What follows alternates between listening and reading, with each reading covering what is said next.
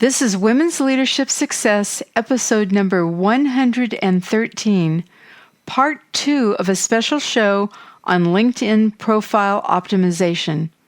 If you haven't listened to part 1, you can start here, but be sure and catch the great advice in part 1 as well. Do you know how to present yourself as a warm person on LinkedIn? Do you know the benefits of using LinkedIn to help you get a promotion inside your company or a better job in another company? How would you like to have a strong, eye-catching, and fabulous LinkedIn profile? I am so excited about this interview. There are so many secrets in this show that will help you get a better job, promotions, and a network of like-minded people that will reinforce your personal brand and expand you in many, many ways. And be sure to listen for some tips and a free gift from me in the middle of the show that will advance your career in leadership and help women worldwide too. Welcome to Women's Leadership Podcast, showing you how to influence people, improve your performance, and advance your career. Brought to you by women's leadership and career expert Sabrina Braham and womensleadershipsuccess.com. Here's your chance to meet women trendsetters leading the way to success, accomplishment, and balance in business and life. No matter if you're a manager, CEO, or entrepreneur, join Sabrina for coaching and no-nonsense advice to improve your career and bottom line. This is womensleadershipsuccess.com, and today we're talking with Donna Serdula about how to use LinkedIn to get a promotion or a better job. Welcome, Donna. Thank you for having me back. And, we've had some nice interactions offline. And one of the things that you mentioned is something that's close to my heart. I have a lot of women that listen that are in the military or have recently gotten out. And can you tell me about the wonderful thing that you do for people in the military? Yeah. So my husband is a Marine, former enlisted, and he and I have, we wanted to give back for, quite some time. And so anyway, years ago, we decided, all right, what are we going to do? And I have a DIY kit, an e-course, a video e-course that walks a person through how to optimize their profile from the top to the bottom. It gives tons of examples. It gives instructions. It really helps you understand how to create a profile that's impressive, but it converts, right? It gets you to where you want to be, whether it's a job or if it's, different types of opportunity. This course walks you through.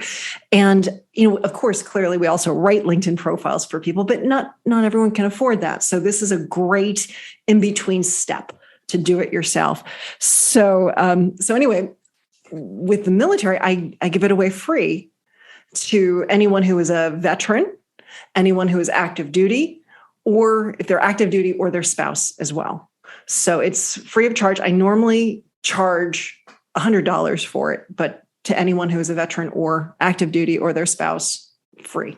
Well, $100 is a real bargain. The book is also awesome to get, which is, I think it was about $27. It's wonderful, the LinkedIn profile optimization, but $100 is inexpensive. Or if you're military, you can just flood her site with sending for that. And what site do they go to again to get that? So all you do is visit LinkedInmakeover.com. Okay. And if you go to the services drop list, it says giving back, and there you'll see our military program. Great. And is that the same site you go to if you want to check the title of your... Yeah. So if you go to the free resources, you'll see our LinkedIn headline generation, our LinkedIn headline generator application. I've got tons of free, really awesome freebies as well. I've got, a lot of times people say to me, one of the big questions I get is, how do I bold text on my LinkedIn profile? How do I make something italicized? How do I insert like a bullet? Well, none of this is possible on LinkedIn unless you visit my site and you go to my LinkedIn text formatter tool. And I use Unicode to create faux text. So you can bold and italicize and use bullets. But again, it's nothing native to LinkedIn. You have to use my generator to do it. That's very, very nice that you do that. That's very nice. So my profile, what can I do to improve my ranking? When you look at my profile, what would you suggest? What? And let me just also mention that one of the questions I had down here to ask you was, how do I come across as a warm person? So, So, I mean, the first thing I see is your image. And I think you look very, very nice and very warm in this picture. This is huge. It's clearly, it looks professionally taken to me. And that's a good thing. Your head, not your head, I'm sorry, your name, you have numerous things in that field. You don't just have your name, you have a number of letters, and then it says executive business coach. Mm-hmm. And if this is something that you want to do, believe me, go for it. But LinkedIn has stated in their terms of service that the name field is for the name only. Aha. So for me, I would not have all of that in there. I would just have your name. The executive business coach, I would put into your headline. Interesting. Okay. Good. All right. So I would do that only because I'm just one of those people. I like to play nice in the LinkedIn sandbox. I don't ever want to get thrown out. Right. And yeah, no, that totally makes sense. And I will change that right away. And mine is more ignorance of what the rules are. I'm sure that's true for a lot of people. So I would make that just your name. But when I look at your headline, it's lovely. It has what I believe are your strengths, your topics, your specialties, and you have that benefit statement helping you increase your influence, impact, and income. And I love that. It's succinct, but it's powerful. So I love that. Let me scroll down to your about section. And you've put effort into this, Sabrina. Like, congratulations. A lot of times, I read your book. I just want you to know. I went, I better get more recommendations and do some things here. So, you start off with a whole bunch of, these are the issues that I help people with. And then you describe who you are and what you do. You have some notable clients listed. And that's wonderful. So you said to me, you want to appear more warm. Mm-hmm. Your about section is not written in first person. It's written in third person. So a really easy way. Female, right?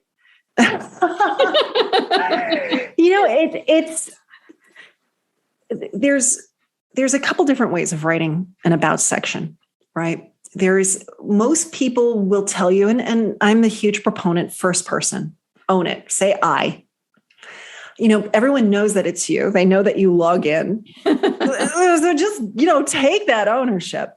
Now, if you're doing this for sales, you can do second person narrative, where instead of saying I this, you talk directly to your audience.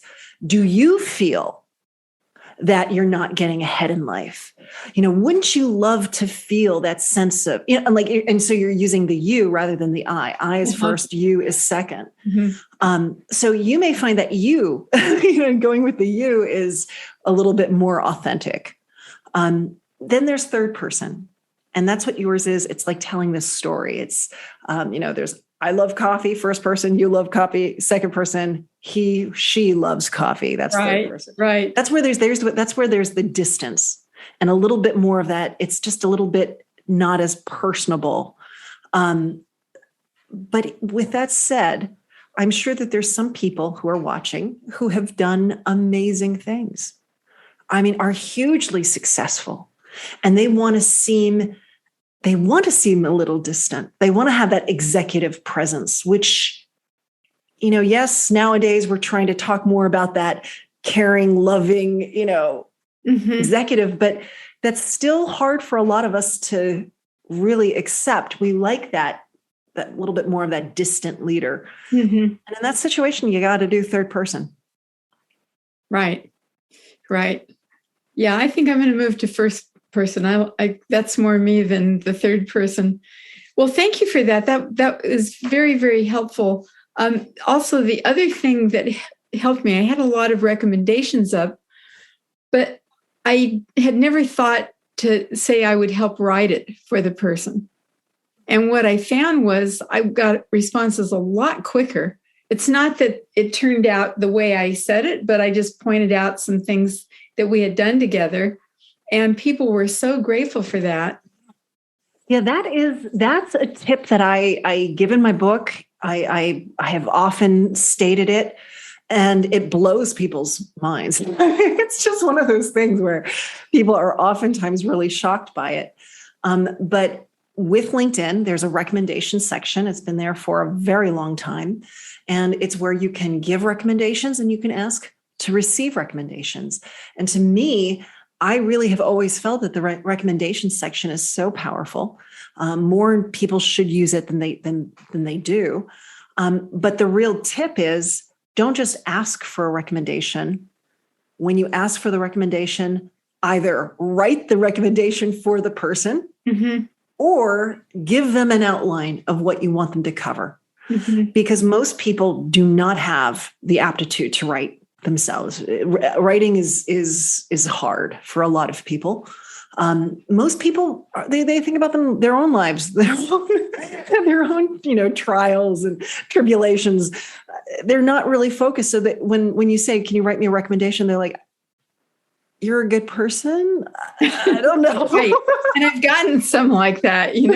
Not very helpful, right? So you've got to feed them. You've got to make life easier for them. So what I always say is when you go to request that recommendation, and do it within LinkedIn, don't just send an email and go, "Hey, can you do this?" Then they have to figure it out. You'll never get it done. Right. You've got to go in there, click more, click recommend, or ask for a recommendation and say, "I know you're a busy person, but I would be so honored to have your recommendation of my skills on my LinkedIn profile that I'm going to write. I've taken the liberty of writing it for you. Yeah. Feel free to edit or change it completely." And within 5 seconds of receipt, they will have copied it and pasted it directly onto your profile. Yeah, that's really cool. So the networking inside of a company, people that I work with are nervous about that. Well, won't they think I'm looking for another job if I have a really great LinkedIn profile? Believe it or not, I've actually heard that. Every day I hear that. And you know what? That is a big worry. Yeah. And how do I get where do I get recommendations? Are they just the people I'm working with at the company? Tell me what to do there. That's the question. Let's go back to the first part, because that's huge. Let's say whether it's you're trying to network internally, or maybe you are looking, or even subtly looking for another opportunity. And I believe everyone should always be looking. You need to know what your market value is. Exactly. It's one of those things.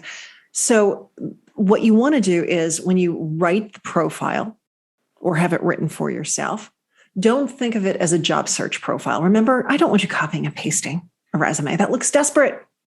It looks cheap. I don't like that. What I want you to do is think about it in terms of reputation management. Think of it in terms of branding, and write it towards that goal, those goals. And when you do it in that way, you come across as very high level. You come across as professional and impressive. And people resonate to that. They want to know more about you. So you're feeding them exactly what you want them to be nibbling. So again, it's not I do this and I do this and I do this. It's work that into the story of who you are. and then it'll be fine. That's what everyone should look like. And I often find that when we do, there's a few things that happen when we optimize a person's profile. When we optimize their profile and they're currently working, oftentimes they are absolutely surprised by a promotion or a raise shortly after we go live. Because when it's discovered this person is so much more than we ever thought, let's level them to where they should be. Or two, maybe this person is looking. It's cheaper to retain talent than to find new talent. So let's make sure that they're fat and happy. Yeah, no, I absolutely believe it's going to help people get promotions to do this. It really makes a lot of sense. And like I have a big organic garden. I have hundreds of dahlias in my yard when it's spring. If I was working in a company, is there another place I can put that besides the very top of my profile? Is there? I would love to see organic gardener in your headline. That would be really thrilling for me to get that little taste of who you are. I love that. In the about section, you've got over 2,000 characters. That's more than enough room for there to be a little paragraph that talks about how you love to get your hands dirty and you've got that green thumb, and there's nothing more beautiful than the cyclical nature of a garden. To me, it's the right thing to do. There's a little bit of the vulnerability, but it's also just being open. This is who I am. And I've always felt with LinkedIn, we want to tell your story. And in some ways, I do want people to say, you know what, this is not the person that I want in my company. They are, I want you to be filtered from the companies where you do not belong. I want you to find your tribe. I want the people who resonate to your message, who are going to lift you up and develop you. Those are the ones that I want. I don't want them to have to guess. I want them to see who you are so they can embrace you. I love it. And so organic gardening or what I'm really into is task force for the homeless. I do a lot of work to help the homeless. Where would that go on my LinkedIn? There is a volunteer experience section that you can add that to. So just to add my volunteer. And then at the very bottom, you can have the causes you care about, and you can choose poverty alleviation. Oh, great. Causes you care about. Okay, great. Thank you. And I think a lot of women, a lot of us have some cause that we're really passionate about, that it would be fun to do that. Do you want to optimize your career, your leadership, your life to move to a more successful and powerful level? Would you like to help other women worldwide just like you have more influence, confidence, and success? Then here are 3 things you should do now. First, go to careerdevelopmentquiz.com for a free gift from me, a quick and easy career and leadership assessment you can complete in just 3 minutes. And when you get done, I'll send you your score right away, plus some suggestions you may want to focus on that are the secrets of top leaders. You may even qualify for a free coaching session with me just for taking this quick self-assessment. Second, here's how to help more women worldwide just like you become more powerful leaders. You can do this by spreading the word about Women's Leadership Success podcast in your social media and by giving this show a great review in Apple Podcasts, iTunes, Spotify, Castbox, Podchaser, or Podcast Addict. Plus, this really helps me too, and the show. I really appreciate it. Third, follow me on LinkedIn to get additional tips, articles, and other resources that will help you be successful. So now, let's kind of switch. If you're looking for a job, maybe you're in between companies or you're looking, then what do you want to do differently on that LinkedIn profile? I want to think of SOAR, right? Always think of SOAR, strategize. And you want to do this, over and over and over again, because that strategy is going to change. It's going to be, hey, I'm looking for a job. Oh, I've got a job. Oh, I now want to be seen as a thought leader. That going through, it always changes. So you always want to keep updating. So you want to strategize, figure out who is your new audience. What are your new goals? What are your new keywords? Re-optimize your profile. Make sure that it now tells a different story. Remember, in the first episode we did, I talked about a salesperson and how, with the story that they're telling, how it shifts and changes depending upon who their target audience is, and can turn off a segment of their audience if they're telling a misaligned story. So make sure you're doing that, but start connecting with recruiters. Start using LinkedIn for search to find people who look at those companies that are, where you want to work. See, do you know of anyone who knows someone who works there? Do you have a first degree connection, or maybe you have a second degree connection? If it's a second degree connection, ask for an introduction. There's nothing I really want people to recognize that you don't have to go down the same old path as everybody else. You don't have to put your resume into a job portal. It doesn't have to be fed into hundreds of applicant tracking systems. You can totally go the opposite route and use your network, ask for informational interviews. And you know what? When you ask a person internally, when you find a company and you use LinkedIn to really search and see who works there, did they go to the same school as you did? All of that good stuff. And you message them, and you message with a really heartfelt, authentic, message. And it's not, hey, I need a job, but it's, hey, I want to learn more about this amazing company. People want to help you.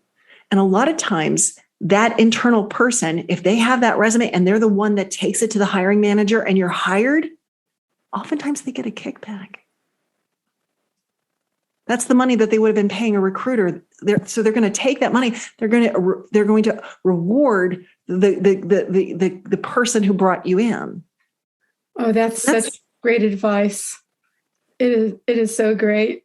I just absolutely love it. You also mentioned in your book about following companies. So let's say I wanted to work at Microsoft or Facebook or Google. Following them, why is that a good idea? How's that going to help me? So this is a big secret. I'm gonna blow this out of the water here.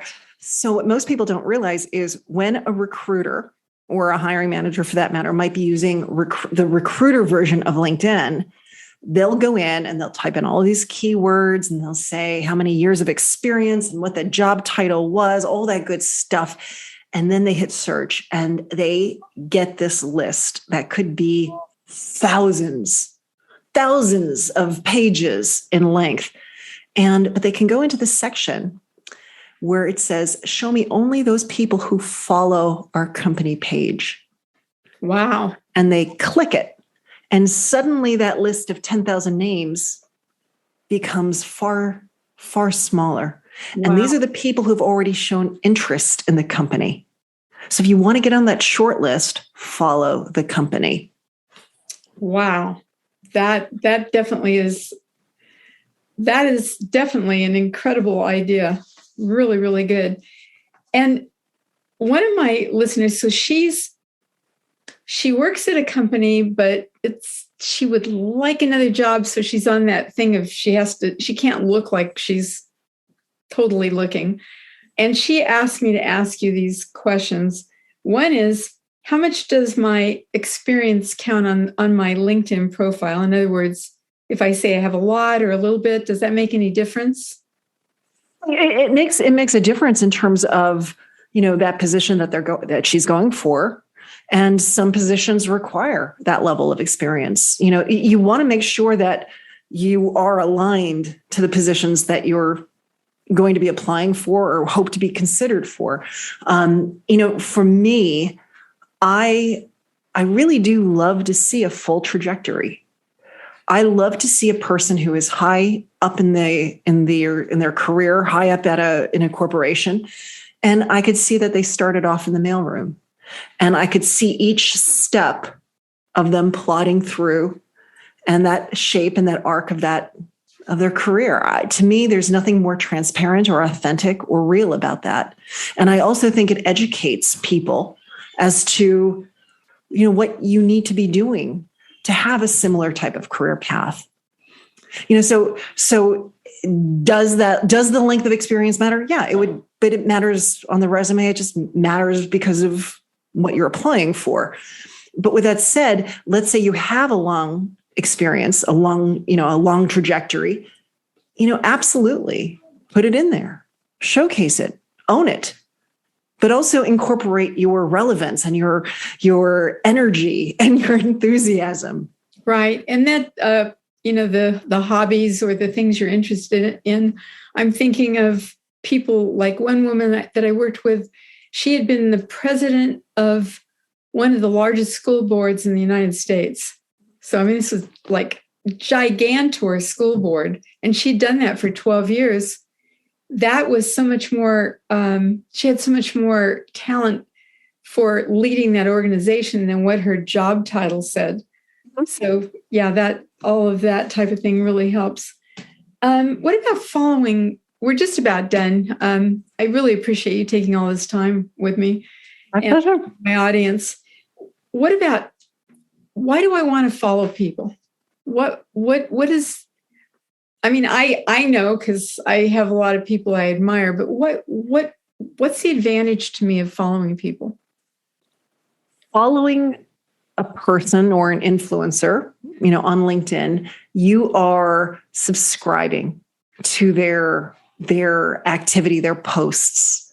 So if you want to pay attention to someone, if you want to listen to them, if you want to, be up on what's going on that they're reporting, that they're pushing out there, you need to follow them. That's the only way that information is going to get delivered to your LinkedIn feed.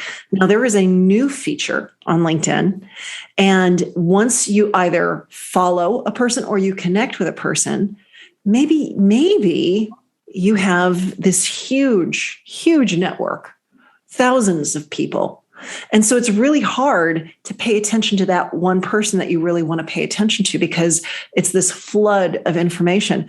Well, what you can do is visit their profile, and there is a little bell. It's a little bell icon in the upper right portion of the top part of their profile. You click that bell. Whenever they post, you will be alerted that they posted. Wow, that's really cool. And since I've read your book and I've been more active on LinkedIn, I'm seeing all those contacts with people I follow, but I've also made a lot of friends. So what I find is the people that I'm reading their information that they're putting out are people that have similar values, have the same kind of integrity I have, care about racial diversity, care about social justice, things that are important to me. So I feel enriched every time I go on and I'm connecting with those people, which was something I hadn't expected to have happen. You know what it is?